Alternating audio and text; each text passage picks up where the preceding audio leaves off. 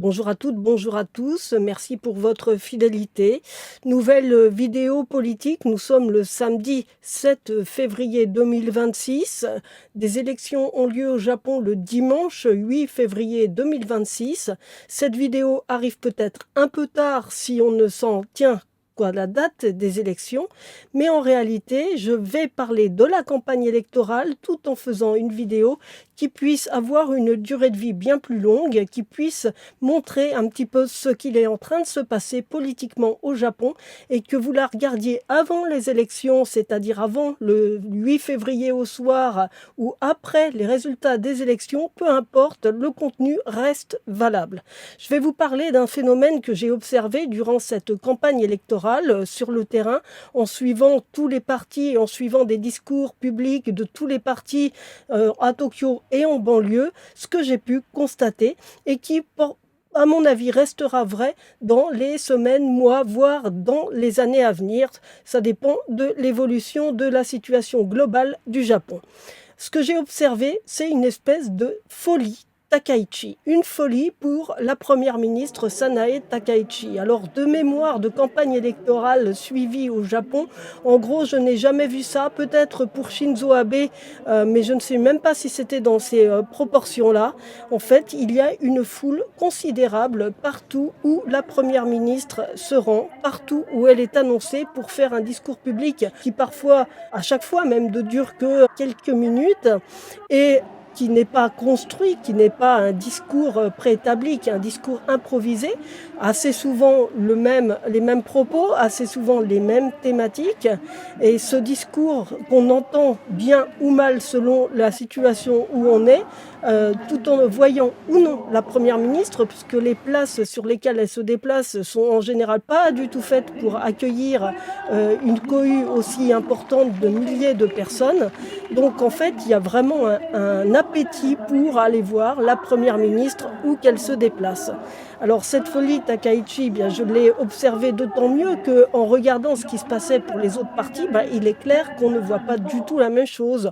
Au mieux, on va voir quelques centaines de personnes agglutinées à un endroit pour écouter un responsable politique, et encore faut-il que ce soit un responsable politique majeur qui passe à la télé, qui soit une figure connue. Donc le phénomène Takaichi est une réalité qui n'a fait que s'amplifier au cours de cette campagne électorale. Les images vidéo que vous voyez défiler pendant que je vous parle ont été prises sur place au cours de toute la campagne électorale. C'est des vidéos que j'ai faites moi-même. Je ne suis pas une spécialiste de la vidéo, mais je ne veux pas utiliser des vidéos d'ailleurs. Donc ce sont des images que j'ai prises avec mon propre appareil photo, ma propre caméra. Sanae Takaichi, pourquoi déclenche-t-elle une telle hystérie collective? Calme au demeurant, hein, c'est pas une hystérie à la Beatles où les filles crient et tombent dans les pommes. Non, ça reste calme, mais il y a du monde. Voilà, il y a du monde, il y a quelques applaudissements, mais il y a surtout un public qui écoute religieusement ce que la première ministre a à dire. Et son discours, encore une fois, n'est pas un discours construit, c'est plutôt un enchaînement de slogans vers un Japon prospère, un Japon fort. Le Japon a des technologies extraordinaires, le Japon va être au centre la diplomatie internationale. C'est ce genre de phrase, mais de genre de phrase qui apparemment fait du bien au public japonais. Alors pourquoi? Eh bien, d'abord et avant tout, parce que c'est une femme et qu'elle est arrivée à la tête de l'État, et que ça, c'est tout un symbole qui fait toute sa popularité à l'heure actuelle. Pourquoi? Eh bien parce que, comme me le disait une analyste, les femmes au Japon ont toutes connu de la discrimination. Tais-toi, t'es une femme, t'y connais rien, t'es une femme, etc.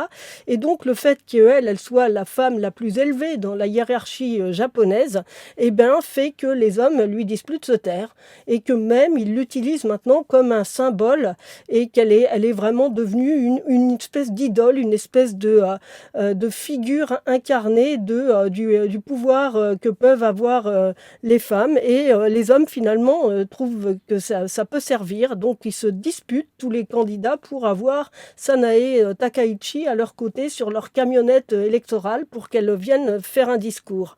On me dit, parce que j'ai surtout ce que je vous raconte là, c'est surtout ce que j'ai entendu de la part de Japonais qui soutiennent Sanae Takaichi, hein, ce sont les arguments qu'ils ont développés quand je les ai interrogés, ils me disent: Elle est souriante, elle a du charisme, elle présente bien, elle est convaincante. Ce qu'elle dit est convaincant. Alors que dit-elle? Ben, elle fait un discours rassurant en fait, un discours où elle casse pas nécessairement du sucre sur le dos des autres partis, mais elle présente quelque chose d'enthousiasmant, des lendemains qui chantent, un Japon qui va être vraiment une force, une forte puissance, qui va redevenir une forte puissance sur le plan économique, sur le plan technologique, sur le plan diplomatique. Sur le plan technologique, Sanae Takaichi est convaincu que le Japon dispose de technologies mirobolantes qui vont faire la bonté du monde et résoudre les problèmes non seulement au Japon mais aussi à l'étranger, et que donc il faut mettre ça en avant. Elle est persuadée également que le Japon vient de découvrir un trésor auprès de ces îles Minami Torishima, parce que effectivement il y a là-bas un gisement potentiel de terres rares, sans savoir même quel sera le coût d'exploitation et si l'exploitation sera possible. Elle est convaincue qu'il y a là une richesse naturelle nouvelle qui va permettre au Japon de s'affranchir d'une grande partie de la dépendance envers la Chine pour ce qui est des terres rares. Voilà, ce genre d'exemple qu'elle met en avant et qui plaît. Pour l'économie, vraiment, elle est persuadée que le Japon va retrouver une dynamique de croissance grâce en partie aussi à la baisse du yen. Elle fait ce genre de rapprochement un peu hasardeux qui laisse sceptique des économistes. Alors il est vrai que le yen bas favorise les exportations, mais il est aussi devenu le premier facteur d'inflation au Japon, dont tout le monde se plaint. Les gens se plaignent de l'inflation, mais semblent ignorer que la cause première de cette inflation est devenue le yen faible. Et quand Sanae Takaichi dit que le yen faible est une grande chance pour le Japon, qu'elle n'en vante que les mérites sans s'attarder sur les inconvénients, eh bien, parmi ses soutiens, on ne lui reproche pas ça, on est plutôt d'accord avec elle. On pourrait supposer que le fait qu'elle ait détérioré les relations avec la Chine très rapidement après son arrivée au pouvoir en octobre 2025 aurait pu lui valoir quelques animosités de la part de la population. Eh bien, pas du tout. En fait, ses soutiens les plus forts sont plutôt ravis qu'elle tienne tête à la Chine, qu'elle n'ait pas retiré ses propos sur Taïwan, et qu'elle dise à la Chine également que si jamais la Chine s'en prenait à Taïwan et aux Américains, que les Japonais seraient des alliés des Américains. Donc elle montre qu'elle n'a pas peur de la Chine, et ça plaît beaucoup, beaucoup à son électorat. C'est quelqu'un qui donc va de l'avant, qui est, bon, c'est son personnage, hein, c'est une personne qui est un petit peu très ambitieuse d'abord, un petit peu arriviste, qui aime la lumière, qui a envie de rester dans l'histoire. Sa grande ambition, elle a repris celle de Shinzo Abe, c'est de réformer la Constitution.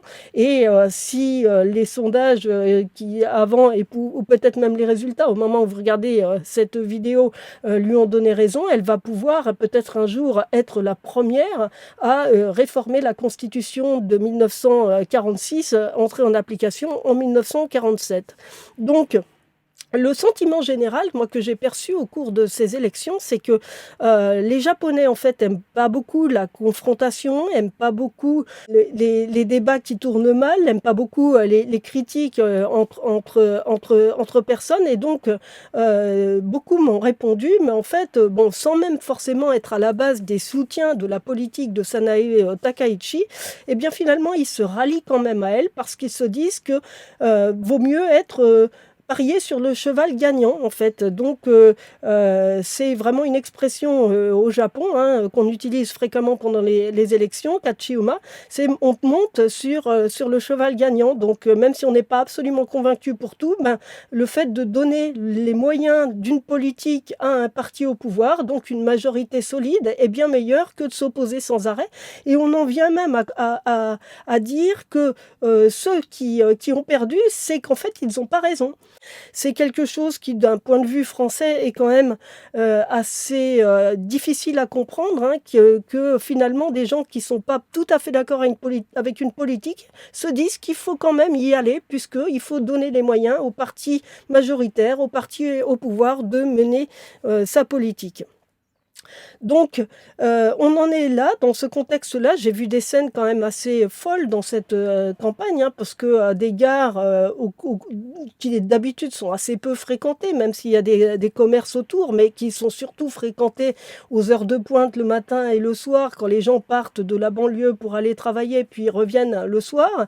Eh bien, ces gares, en pleine journée, là, par le simple fait que Sanae Takaichi était présente, étaient noires de monde. Les alentours étaient noirs de monde, sur des places absolument pas adaptées à accueillir des discours politiques, hein. Donc, en fait, les trottoirs exigus étaient barrés par des barrières en métal pour éviter que les gens se rapprochent trop de la camionnette de campagne sur laquelle était perché Sanae Takaichi. L'assassinat de Shinzo Abe en 2022 a obligé les partis politiques, surtout en fait le PLD, à prendre des mesures de sécurité beaucoup plus importantes, a fortiori quand il s'agit de la première ministre. Donc il y a au moins une centaine de mètres entre le quart électoral et les premiers spectateurs. Si bien qu'en fait ceux qui sont 3 rangs, 4 rangs plus loin ne voient pas grand-chose. Parfois ils voient rien du tout même, parce qu'ils sont éloignés sur un autre trottoir qui n'a même pas une vue sur la camionnette,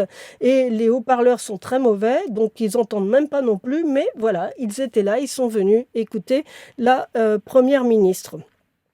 Donc, j'enregistre cette vidéo la veille du scrutin électoral. Alors, je ne sais pas quels seront les résultats, mais on peut, si on s'en tient à ce qui était dit, si les résultats sont exactement ceux des sondages, c'est-à-dire une majorité écrasante pour le parti de Sanae Takaichi, eh bien, ça veut dire que cette popularité de la première ministre devrait continuer, et que presque c'est lui signer un chèque en blanc si les sièges sont au-dessus de 310 pour la majorité, parce que ça veut dire que même si le Sénat n'est pas d'accord, eh bien la Chambre basse va pouvoir décider. Et puis c'est un seuil aussi très important pour sa plus grande ambition de réformer la Constitution.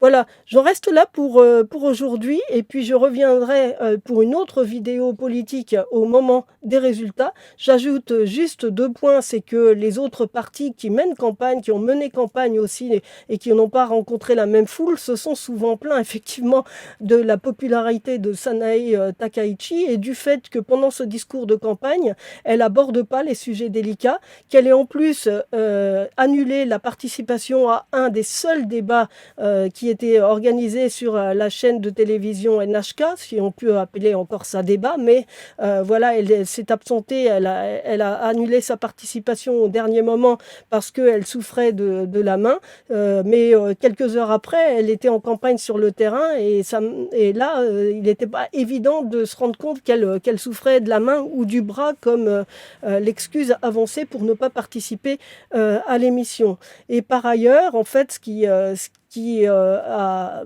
vraiment choqué à la fois la presse, quoique un peu tardivement, et le les autres partis, c'est le soutien ouvert apporté par Donald Trump à Sanae Takaichi, un soutien très fort, un soutien très affirmé sur les réseaux sociaux, pour dire que voilà, elle était la meilleure personne pour diriger le pays. Bon, c'est de l'ingérence dans la politique intérieure, ça fait pas l'ombre d'un doute, et quand on sait qui Donald Trump a par ailleurs soutenu dans les précédentes élections à l'international, ben, on peut se poser la question, est-ce qu'il fait entrer Sanae Takaichi dans le club où il y a Trump, l'Argentin Milei, le Hongrois Orban, etc.